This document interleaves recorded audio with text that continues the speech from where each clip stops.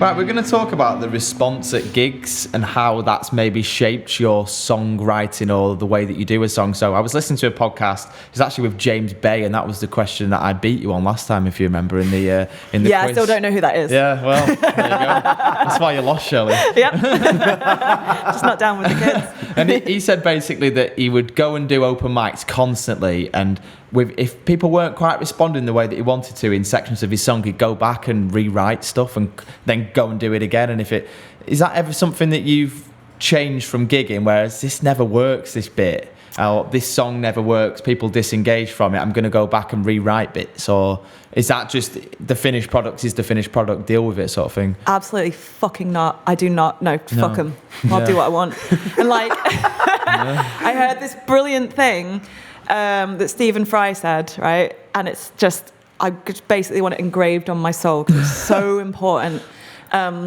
He said that, it's one of these fucking showbiz anecdotes. Well, one time I was in the Groucho Club talking to Damien Hirst about art, but like, that's Stephen Fry's life, we believe him.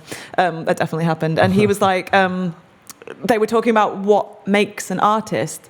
And Damien Hirst was saying like, but everyone is an artist. And Stephen Fry was like, I don't agree. I'm a people pleaser. I'm an entertainer. I want people to love me. Yeah. Artists are the people who do whatever the fuck they want. And that has stayed with me. I'm just like, yeah, actually, yeah. That's and that's why I won't change things. It's like, if I think it's good, these people are just either going to have to not listen to it or get on board, and like those are the two options. I think there's an element of both. Well, that's probably the conflict in the music business as well, isn't it? Because if you want to make it to the quote-unquote top or be chart-friendly, you're probably not doing it for yourself, are you? No. You're probably doing it for being famous. And you've got a whole committee behind you saying, like, wear this, don't say that, just completely moulding your personality. We need this much back. We need this much back. This number of record sales. So then that's where I think sometimes, like, musicians who listen to maybe bands who aren't as well known say, oh, yeah, they've sold out. Yeah.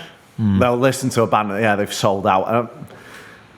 I think it's harder to sell out now because we're in a world where social media has dictated it, where it's got to be authentic now. You almost there has to be an element of authenticity. Yeah, or people will know, and they're just like, really just cringe. I think with the way that works, I think I had it years ago where I was always like, no, I think the music industry needs to change for me, so I'm going to stick to my guns. I'm going to put this weird chord in there. I'm going to play that song in that time signature and make it popular.